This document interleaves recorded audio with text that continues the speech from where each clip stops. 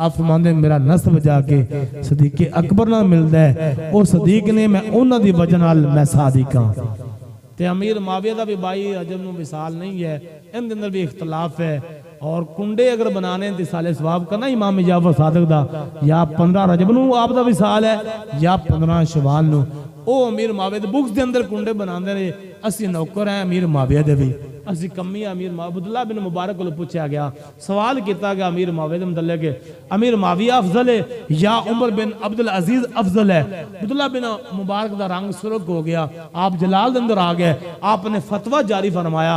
आपने फरमाया यार तू कैसा बंदे है, तू एक गैर साहबी साहबी नाल मिला देता है, एक गैर साहबी साहबी नाल मिला देता है। वो कैसे बदबख्त पिंडी दे मौलवी ने जो अमीर माविया नूं भौंकदे ने।